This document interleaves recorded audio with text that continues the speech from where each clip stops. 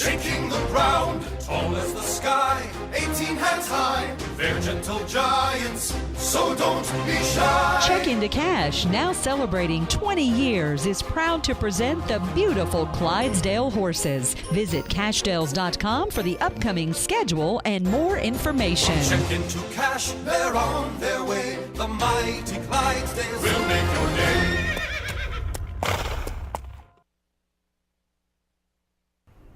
You're listening to Backfire with Steve Hickson on Whoop FM. Call 423-614-5553 to join in on the conversation. Now, back to Backfire. All right, welcome back, guys. Let's get into a little of the national news right now. I've got something here that says the Egyptian newspaper, explosive allegation, President Obama is a secret Muslim Brotherhood member. That's coming out in the Egyptian newspaper. Yeah, I mean, it's a serious story, but nobody believes it. But what it does illustrate is it illustrates the problems for our image and the problems for the way Egypt feels about us. You know, the only thing Obama has been able to unify in Egypt is they all hate us now, every section. Yeah, that has been the case, I think, for a long, long time too, though. No, the military liked us before this. The popular uprising on the street liked us. Obama has succeeded in isolating every single group. Well, I think the Middle East has always been opposed to us being involved in any way whatsoever. It's just now we're in a position where we're having to actually take opposition positions and having to object to regimes in place, and certainly nobody wants that. This is not anything new in the Middle East. The problem is this is the result of a lack of leadership, and it's the result of no coherent foreign policy. This president was going to make relationships around the world more successful. George W. Bush, 46 countries went in together on Iraq. Obama will have France if they don't pull out this week. One country. Well, that's what's dangerous, I think, about this. Go ahead, caller. You're live. Good morning, Steve, and John and your guest. Good morning. Morning. I just want to comment on that. You was talking about a while ago about the legal injection firing squads. What do you guys think about bringing back the hanging offense? I like it.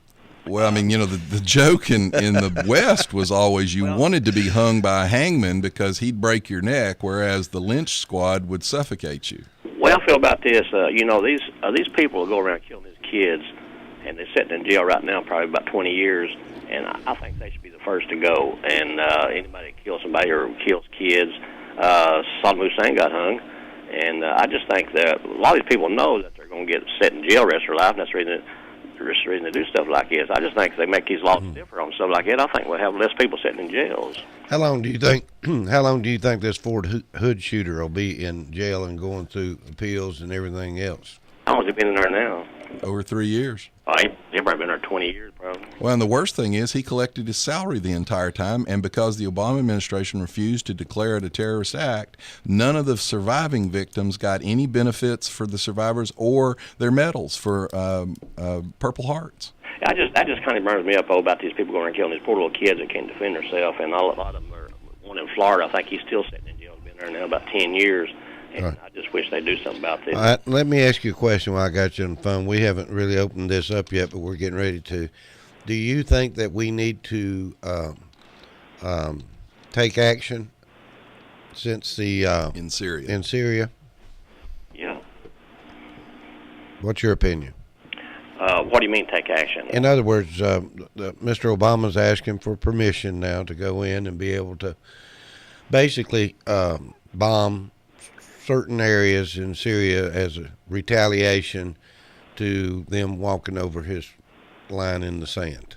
Well, I really haven't given it much thought, but how long have we been over in the desert? We've been over now how many years and lost a lot of military guys, and I don't know if it's done any good or not. I really don't know about that, but what do you think about it? Well, we're going to talk about it here as a whole. Thanks for you calling, and we'll talk about it for you. I will say I understand his idea on making an example of people. I'm not sure hanging is the right way to do that because there probably is a lot of suffering. I will say this, though. We pick methods based on visual cues, not so much based on actual logic. I'm okay with the guillotine. The guillotine is probably painless, relatively painless for the victim. And you want to make a point to the public. The French made a point with the guillotine for years. So I wouldn't go with hanging, but I might go with the guillotine.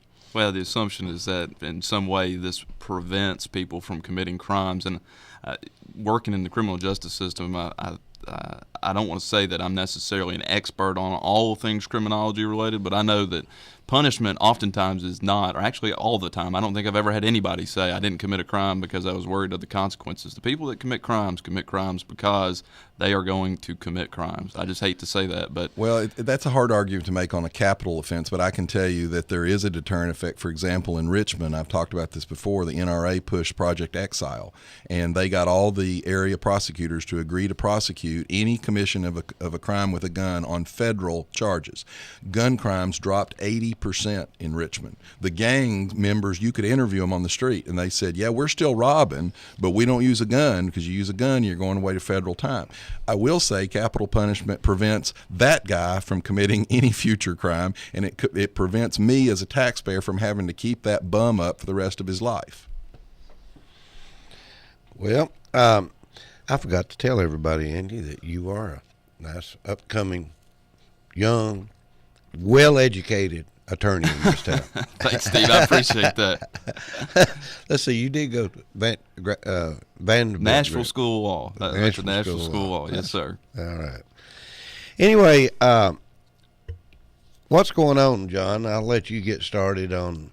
We're trying to get permission now. Mr. Obama was going to do it. He's not trying. He was going to do it himself, and then all of a sudden he realized he doesn't want permission. What he wants is he wants a scapegoat. This president has his signature flaw is that he refuses to take responsibility. When he was in the state senate, he voted present on the majority of the big issues that came through. I mean, this is a excuse my language, but damned if you do, damned if you don't situation. It is. I'm not disagreeing with you, but he created the situation, Andy. Now, I'm not saying good, bad, or the other. I'm saying it's been submitted to Congress, and Congress's decision will be what it is. Now, let me say this. Yesterday, they refused John. Come on, give me a second. to hold two Congress's second. vote. Come on. Well, if he does that, that's a whole different ballgame than us just speculating and conjecture over whether or not he will. If he does it, then we have a whole different conversation. But he's done it before. He did it in Libya. He's never shown. What if he doesn't this time? Are you going to take it back and say that he did the right thing? No, listen, I'm telling you that this is a complicated situation, but it's a complicated situation of his making. John Kerry in 2011. I think Assad made it complicated, but no, he didn't make it complicated. He is what he is. Matter of fact, John Kerry in 2011, when he was the chairman of the Senate Foreign Relations Committee, said we have no vital interest in Syria, and he said Hillary Clinton actually labeled Assad as a reformer in 2011. Me and John Kerry agree in that we have no vital interest in Syria. Here's our problem. Here's my point. And this is where the reason he's meeting with Republicans is he doesn't have support in his Democratic base. Republicans are looking at this. He doesn't have support in the United States for this. No, you're right. I think it's up to close to 90% are opposed. But the problem is he drew that line. The problem is he opened his big mouth because he doesn't think it's all a game for him. Well, two things. The year before he said we have to have regime change. That was a mistake to say that. John McCain says that now too. Well, he does. I don't agree with John McCain on a lot of things. But my point is the president said these things. Now you've got people that said we really don't think there's anything to gain here, but the prestige of the United States of America's word is on the line now. Here's the problem as I see it. Go ahead. The problem as I see it is that from the very beginning with Syria, the political pressure from both sides was so huge on saying we need to say what's right and what's wrong with Syria. And he was forced into committing to that red line scenario. No, he wasn't. No, do not give him that. Oh, yes, he was. The Republicans were all over him. You're not going to do anything if he does this? Andy, there's a difference between saying you're not going to do anything and making a definitive statement that this act is a red line. Anybody with any common sense whatsoever knows if you're a parent raising a child, you don't say, if you throw that down, I'm going to spank you if you don't intend to spank them. Well, John, look, that was the position that he felt like he was in. That's why he got elected. Don't interrupt me again, please. Let me finish. I mean, it's like, gosh. Anyways, so he was forced to put this red line down. he felt like he was Please don't forced. say he was forced. He felt like he was He's forced. the president of the United States. He's not forced to do anything. Well, when you got the Republicans He's not wearing forced you to out do over anything. He is not forced to do anything. You can't avoid He can interrupting. do anything. Can you? No, I'm telling you, you're making can't. You're statements right. that aren't true. It is true. He's but not nevertheless, forced. so he put in that position. Well, then he's a weak man. If Okay. he's forced, he's a weak man. Well, you've And known that's that a the whole problem time, too. haven't you? All right, hold on a minute. He's weak. Go ahead. He's Andy. weak. There we go. Thank you. That's John's position. So he had to do that. He felt like he had to do that. Then we get into a position where Assad does cross that red line, and now nobody wants to support him in doing what he said that he was going to do and what the American people thought he should do at the time. Now, granted, I think hindsight being 2020, he says we don't have a vital interest over there, but if we don't commit to this at this point, we lose all of our credibility. Which is his fault. So he's turned it to Congress. His fault. He created a problem, and now he somehow. What does Israel want? Israel wants Israel's us to gonna get annihilate. hit. No, they don't, Syria because and Iran. everyone. Syria has already announced that if they're struck, they're going to strike back at Israel. Iraq, which Joe Biden failed to get an agreement with, has now piled in with Syria. Iran has piled in with Syria. Russia is with Syria. China is with Syria. Hezbollah is with Syria, and Hamas is with Syria. This guy, because of his inability to keep his mouth shut, has now created a powder keg that could blow the entire Middle East up. And the problem is his ego. He can't not speak. And when he speaks in the present. So at the time, it sounded good for him to go, I'm tough, I'm going to draw a red line. And someone should have said, hey, genius, what happens if they cross the red line? Are you really ready to do that? By the way, Andy, when you say he's forced to do something, let me ask you a question. Did you know that the Syrian opposition has been asking for gas masks for over a year, and the White House has actually refused to provide gas masks to them? They're in warehouses stored in the region, left over from the Iraq War, and the White House refuses to provide gas masks to the Syrian rebels. And you know why? Why?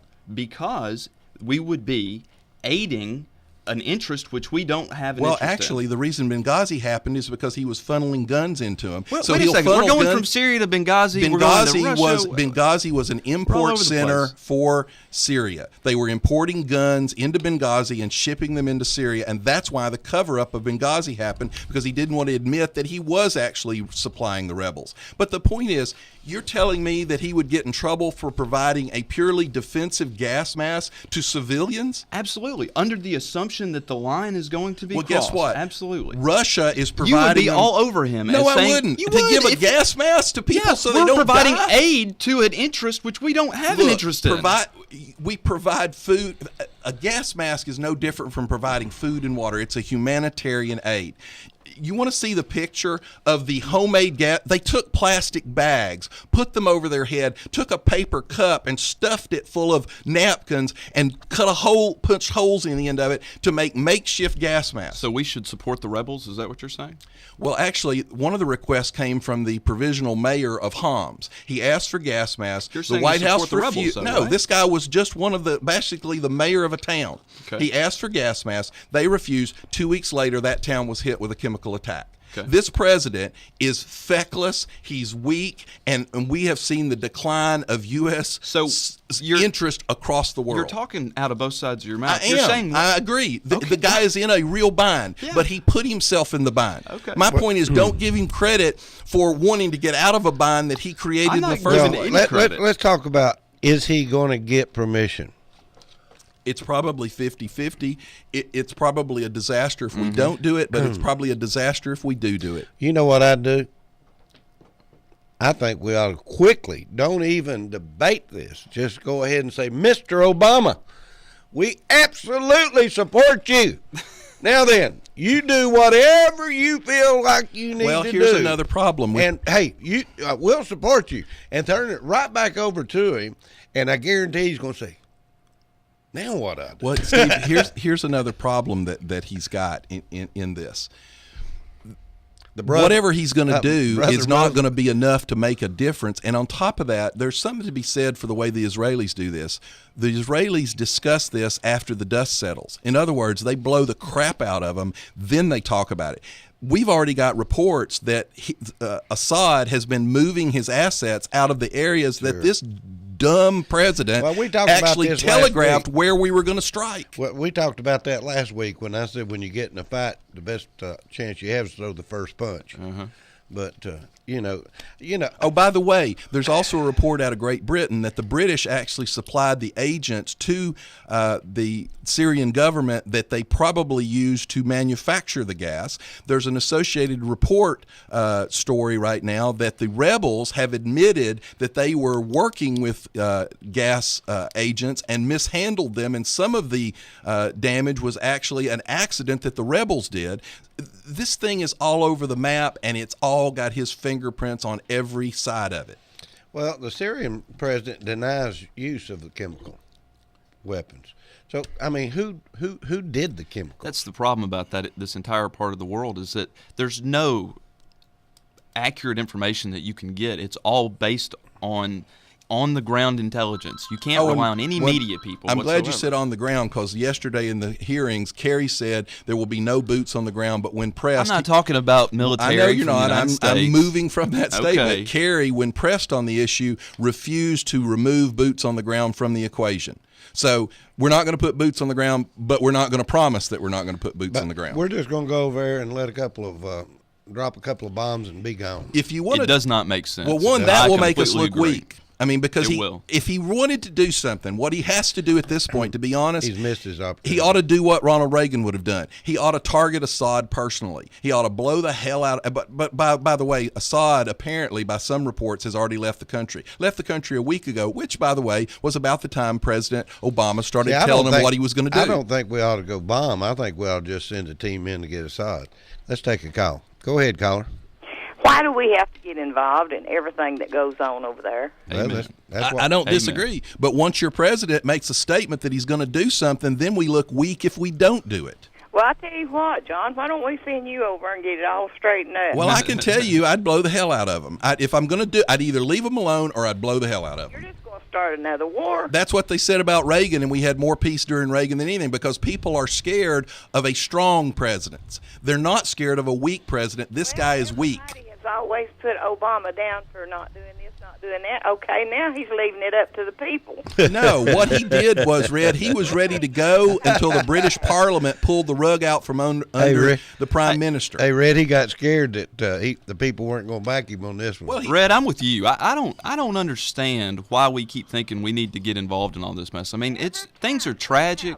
And these countries have been fighting forever. We can't stop. I don't them. disagree. Can't do But your anything about it. president is the one that got our back up against the wall.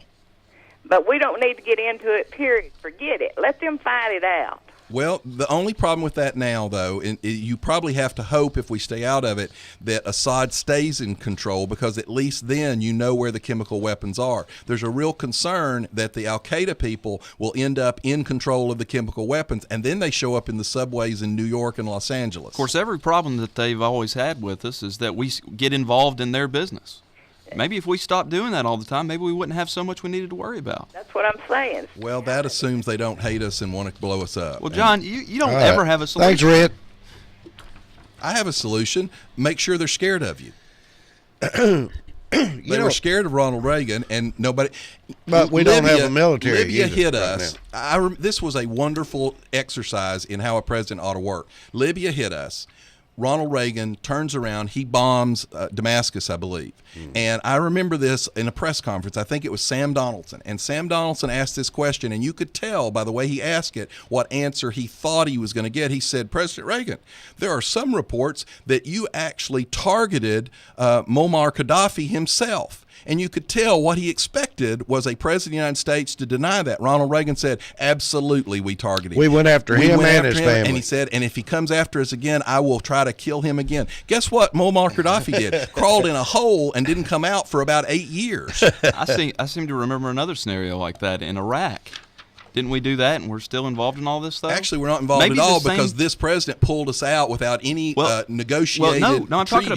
talking about George W. Bush. He went in there and he got Saddam Hussein, but it did not have the same effect. that region has changed. We pulled out. It is completely different. Actually, George W. Bush had Biden negotiated to where we could have kept a presence to keep Iraq stable. Why do we want to do that? Well, because all our oil, because this dumb president can't figure out to open drilling off the coast He didn't and make on us federal dependent on land. oil.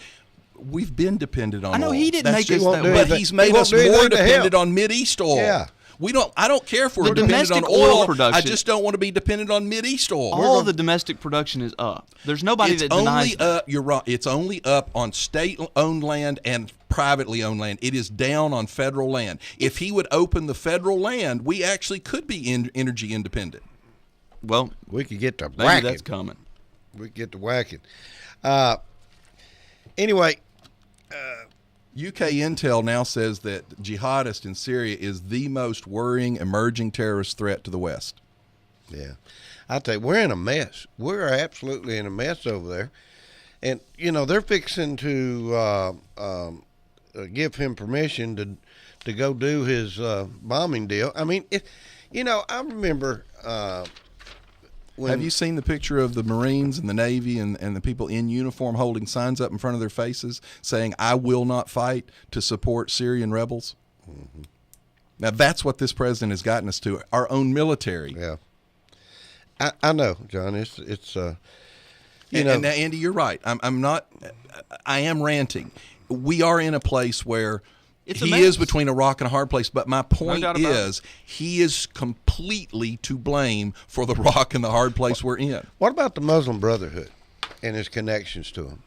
Well, the Muslim I mean, Brotherhood is goes it a all the way problem? back to the Nazis, and the Grand Mufti met with Hitler, and they were all part of that. They hate the Jews. They're a horrible organization. They're probably the leading terrorist kind of organizing umbrella organization in the world. And the plain fact is, the president has met with the Muslim Brotherhood in the White House, but not met with the Prime Minister of Israel. The claim that he's part of the Muslim Brotherhood, in my opinion, is about as credible as the birther argument. But he is sympathetic to them. I don't disagree that he's not a member, but when you can find time to meet with the Muslim Brotherhood, who has a long terrorist history going back decades, but you can't find time to meet with the prime minister of the only functioning democracy in the Middle East, your priorities are off base. I don't know if that's exactly fair. He's met with is it Chirac? No, no, it's it's Netanyahu, and Netanyahu, he's been to, excuse me. Over and over. he's been to Washington twice, and neither time the president could find time to fit him into the White House.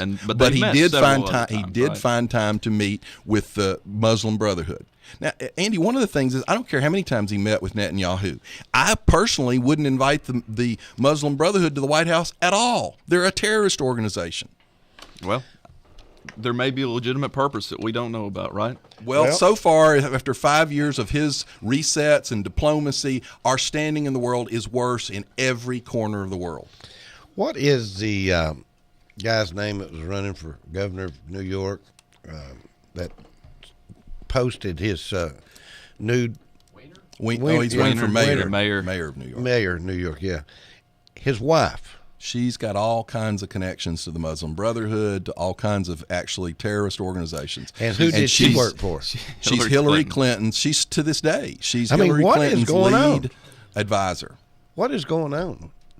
Why do we have I can't even say that. But why do we have any connections to that organization anywhere close to the White House? Well, it's like saying, Steve, it just an analogy. What if you had married somebody whose husband happened to be in the Ku Klux Klan, or who's had a relative that had been in the Ku Klux Klan at some If point? you married someone whose Well, husband, it's the same scenario. well, that would be a It's- bigamist, wouldn't it? No, excuse me. I'm sorry. If you married somebody, you know what I'm saying. It's a relative of yours. Well, people could say you have that connection to whatever that organization may be. Yeah. Now, there's a huge difference between having a connection and actually facilitating some of the efforts of that organization. There's nothing to suggest that any of these people have ever had any association. Well, let me with. ask you something. Well, guess what? Let me ask Every you something. person that McCarthy said was a communist in the 50s turned out later to be actually admitted All right, a communist. let me ask you something. What has Hillary Clinton been in charge of? right now. That's been a success. Yeah. Well, actually, Well, the Department of State was a pretty good effort, I What, thought. all right, what accomplishment did she have? what accomplishment? We didn't this year? have any wars that were started during that period of time.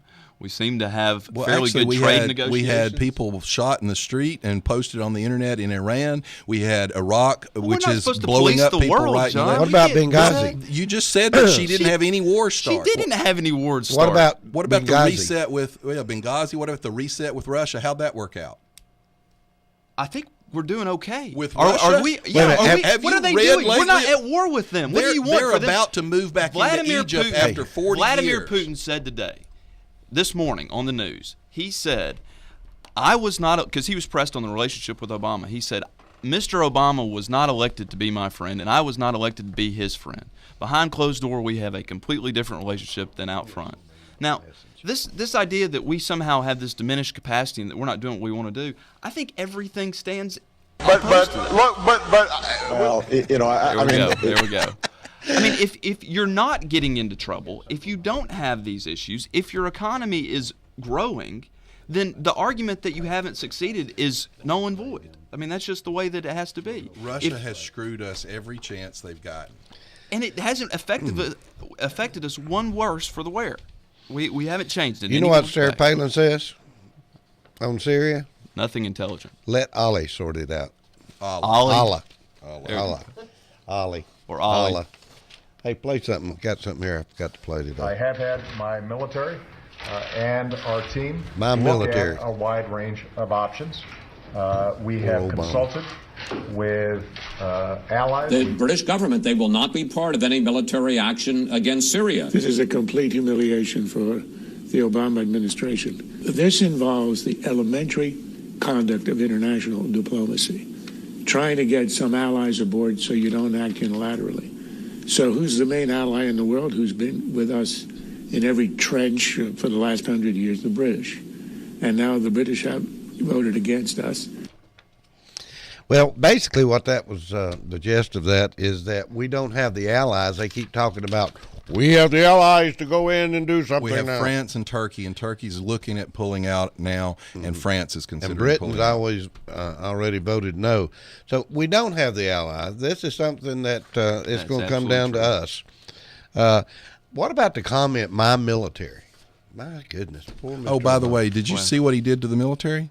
My military? There's a commission that requires, that actually formulates through a formula what pay increase the military gets. The pay formula recommends a 1.8% raise. Obama, in his new budget 2014, has announced that he's going to limit the raise to 1%. And the law that requires them to get the formula raise says that in severe economic distress or in some kind of catastrophe, the president can set it aside. That's what he did. So he is limiting the military's pay, the people in the field right now risking their life. He's cutting their pay. Now, he's not cutting welfare or food stamps or any of the social programs, but he's cutting pay to our military. My military. His military. His military. My military. By the way, Whose military? the teenage son of Assad is making fun of our president on the internet. This is a teenage boy making fun, poking fun of our president. Everybody makes fun of everybody, though. I mean, we draw these things, we take these sound bits, and we look at these things on the internet. I can post something on the internet right now making fun of Assad, and it may go viral. Who knows? You're not the president's son. This is the leader's son, the leader of a country. That just gassed a bunch of his citizens. Absolutely. I mean, we talk about credibility. Who cares? I really don't. This president has made us a laughing stock of the world. Well, let Assad laugh and his kids laugh. It's not Assad. It's the Chinese. It's the Japanese. It's the Germans. It's the Russians. Everybody's laughing at us. All right, we're running a few minutes late, but I want to ask another question. What's going to happen next, John? What's your opinion?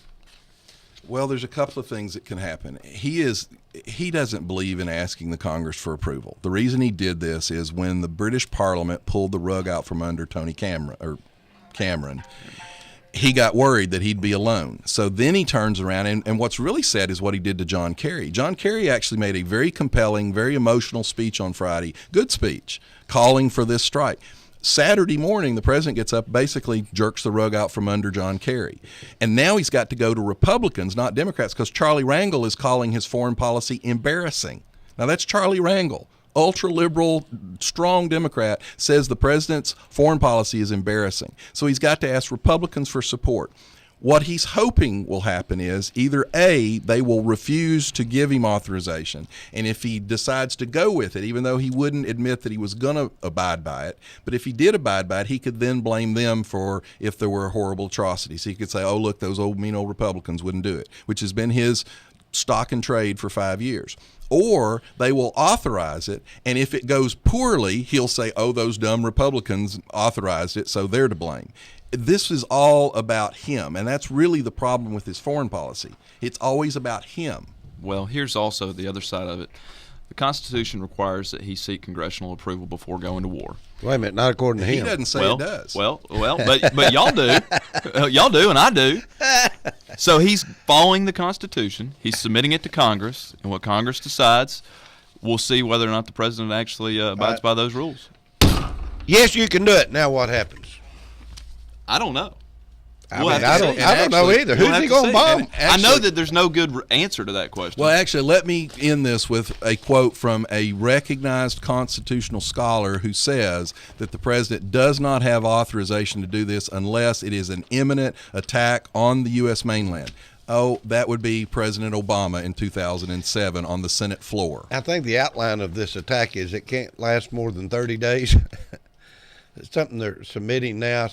Well, George Bush had 49 countries in his supposedly weak coalition that the president criticized, but this guy now has 2 countries. Yeah. The question is, how expensive is it going to be? Well, I mean... Do what now? We keep doing that. How expensive is it going to be is the question, and that's going to be a big problem, too. Hey, we don't worry about money. We'll just tax you. Just print more. Just print some more. Hey, here we it comes. Can do it. Hey, guys, I appreciate y'all being in here this week. Now, Franklin's going to be gone for 2 weeks, so next week I think we've got some more surprises coming into the studio. But, Andy, I'd like to invite you back next week. Thanks, Steve. I appreciate it. And won't you join us, and we'll just have a good group here. That'd be great. I'll do it. All right. John? Yep. Anything you want to close with? No, I was just trying. The Russians actually put a statement out basically insulting us this past week, and I wanted to read that for Andy. I can't locate it. Everybody's going to insult us. We insult them. No, I mean this was not where you read it and you go, oh, in diplomatic words, that's an insult. It was basically you all are a bunch of losers in actual real words. Yeah. Well, it is kind of confusing to figure out what we're doing. But hey, Hillary Clinton reset Russian break election. My bones. Hillary reset. Will never hurt me. By the way, the button when Hillary did the big reset, guess what? The Russian word for reset that they put on the front of the button was wrong. It wasn't the word for reset. They couldn't even get the word right on a major PR stunt. I think we ought to get some of those.